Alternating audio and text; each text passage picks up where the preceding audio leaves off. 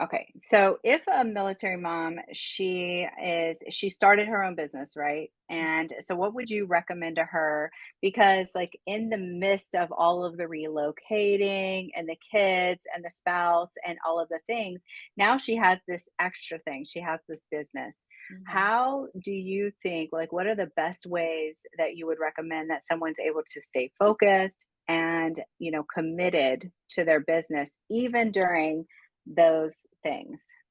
That's a really good question because it's such a big reality for military Yeah. spouses, for military families. So I think the first thing would start early on in her business, but it would be a thing that carries her through all of the tough times to include relocations. And that's know why you're starting. And when I say like know your why, right? I think many of us heard like Mhm. know your why. There's a book called Know Your Why or Find Your Why. It's a thing, know your why, right? But what does that mean? Um, it's not just because a simple answer, like because it fulfills a passion, because it brings me joy, because I like to work with my hands, because I can pay for my kids' soccer. Those things are great. It's not enough because during a really, really tough, challenging, emotional, just draining time, paying for your kids' soccer isn't probably going to be at the list of your priority, a top, Right. top of the list of your priorities. Why? What is that deep-seated thing? Why are you really and then ask yourself again and ask yourself again, why? Why? What is this really truly doing in my life? What is that thing way down deep inside, at the core of me that this business attends to? And when you Yeah. get that answer and you have that emotional stirring around that, then you know that you have found your why.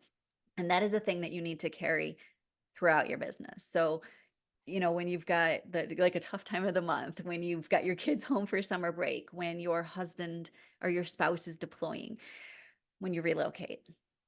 When you look back at your why and keep that forefront, you remember that this business is important to you and this is why. And you need to draw from that and you need to keep that a place where you always have it, where you can view it, where it doesn't get Right. lost somewhere, where it doesn't get forgotten about. That's one thing. And then there are system things that you can do too, right? You definitely have to attend to the emotional with the self-care and all of those things to keep yourself regulated and emotionally stable and in a well-being state. But then of course you can do systems. So Mhm. are there things that you can do ahead of time, like scheduling content if Right. that's something that you're creating, doing your emails out and create enough that you're going to be able to give yourself maybe several months because from the Yeah. time that you start packing to move into the time you get settled in, there are big emotional things going on there. There are a lot of like actual activity things that are going on there. And that's just one less thing that you have to have on your plate and one less stressor. You don't want to let it fall by the wayside. But if you can get Mhm. ahead during a time when you still have that time available to you, then that's less that you have to be concerned with as you're making that transition and settling in and making sure that your family is taken care of. Because when you get to that next duty station, there's a good chance your service member might have to hit the ground running. Mhm. So you're going to be home, unpacking, settling the kids in, finding all your new normals. So in order to have all of your business stuff, systematized and in place before you get there, that's just less things that you have to do along the way. There'll still be things you have to do, but having those Right. systems will minimize those things. And so it's less stress. I think it would be easier to kind of let your business fall to the wayside when you have your spouse's income, helping you with, and it's not like you said, it's not a do or die, right? So it would probably be something we know there's 48% of military spouses who are starting businesses, but I wonder what's the turnover as far as like them quitting businesses because they have um because of the relocation, because of the moves and stuff, and because of those life things that take priority over your business, Yeah. because it's not a life or death business per se. It is passion for you, and Yeah. but it's not like I need this, like you said. Oh, it's good to have like vacation fund coming in for it. So I wonder if that's something that like you should trying to keep it as a forefront, like as a still a priority, even though you have all of these life things Yeah. coming in. Do you know what I mean? I do, and I absolutely think that it should maintain its position as a priority on your Right. list of things to do. I also think, it goes back to people's why.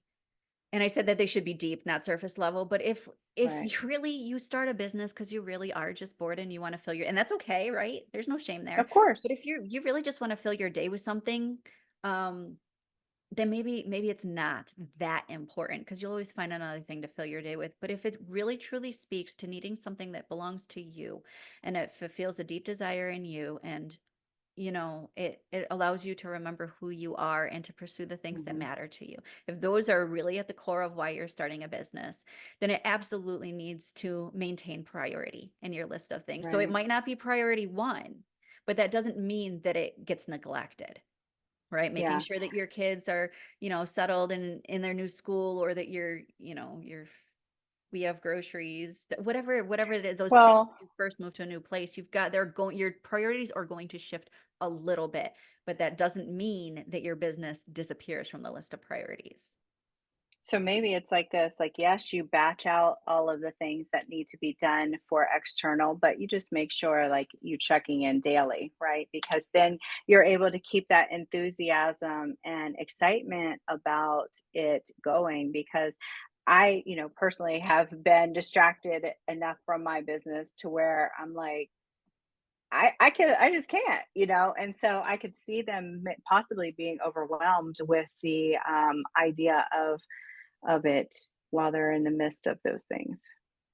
Yeah. I mean, there's depending on what somebody's doing for business, right? There will always be different ways that you can prioritize touching your business each day. Right.